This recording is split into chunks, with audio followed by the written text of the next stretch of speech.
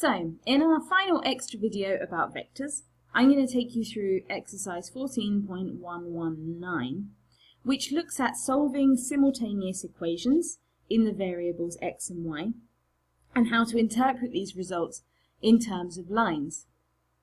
Now, before we start looking at the concrete examples in the exercise, we know that we have three different cases for solutions of simultaneous linear equations. The first is that we have no solution. So there is no x or y that works for both equations. The second option is that we have one solution. There is one x and one y, exactly one, that work in both equations. And the third one is when we have infinitely many solutions.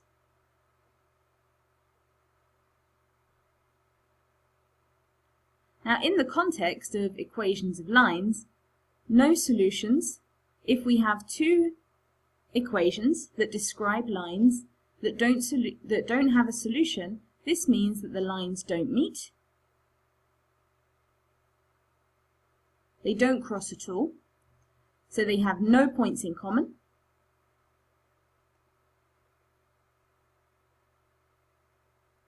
and this must mean that the lines are parallel. If we have two parallel lines, they have no points in common, and that's the only way that can work. If they have one solution, this means that the lines meet at one point, the x and y for which we found in the solution. So this point here. And our final case, let's maybe have green. We have infinitely many solutions, so the lines share infinitely many points,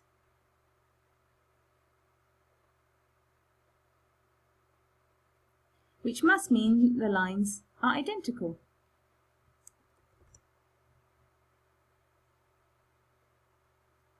If they share infinitely many points, all of the points on this line are also points on this line. So, we can say then, if we have our first set of equations, so minus 1.5x plus 2y is equal to minus 11, and 6x minus 8y is equal to 45, these look very much like a system of linear equations we've solved many times before, but now we can look at another way of interpreting this set of equations. We could see these as the implicit form of an equation that describes, or of two equations that describe lines. And so we can convert these implicit forms into the normal vector representation.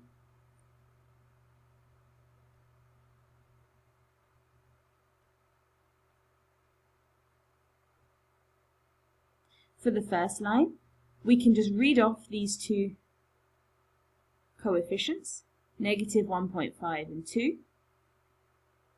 The scalar product of that with x would give us minus 11. And secondly, we have 6 and negative 8. The scalar product of that with x would give us 45. So, having a look then at these lines, we can then decide whether or not the direction vectors are parallel, because if the normal vectors are parallel, then the direction vectors must also be parallel.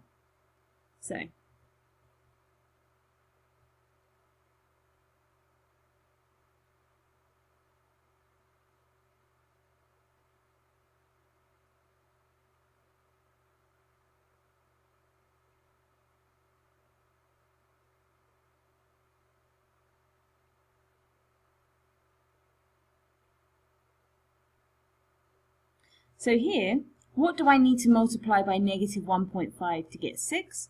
I need to multiply that by negative 4. And if I multiply 2 by negative 4, I get negative 8. So in this case, the direction vectors are parallel. R is equal to negative 4. So all that's left to decide is whether or not these answers here are scalar multiples of each other. If I multiply negative 11 by negative 4, I get 44, not 45. So they have no solution, these two equations. The lines don't meet because if I multiplied this whole equation by negative 4, I get a parallel normal vector, and thus a parallel direction vector, but I don't get the same answer for my solution. So negative 11 times by negative 4 is not equal to 45, which means the lines must be parallel, not identical, which means the equations have no solutions. And that's of course something that you can check by trying to solve these equations as we've done before. I would recommend multiplying this top one by negative 4 and then or just by 4 and then adding the two together, and you should come out with 0 is equal to 1, which of course doesn't work. So now we've seen how this works in practice here. Let's try it for B. I suggest that you pause the video now and try and do B and C on your own, and then come back and watch. Okay, so let's take a look at B. Here we have 13 minus 26, 13x, minus 26y is 1, and minus 26x plus 52y is equal to minus 2. So we have 13 minus 26 times x is equal to 1, and minus 26 plus 52 times x is equal to negative 2. And here I can see straight away that if I multiply this by negative 2, I get minus 26. If I multiply this one by the same, minus 2, I get 52. And if I multiply this by negative 2, I get this. Therefore, everything here is a scalar multiple of here. This means the direction vectors are parallel,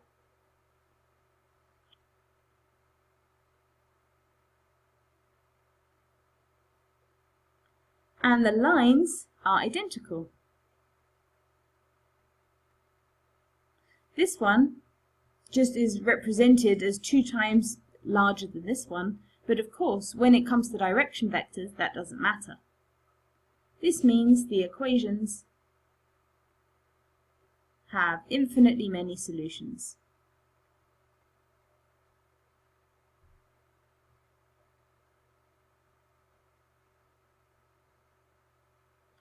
Then C, I'm guessing, means that the direction vectors in C aren't parallel. And actually, I can see, if I write C immediately in this form, 8, 7 times x is equal to 9, and minus 4, 6 times x is equal to 5, then I would need to times 8 by negative 0.5 to get minus 4. And if I do the same to 7, I get negative 3.5 and not 6. So, direction vectors are not parallel.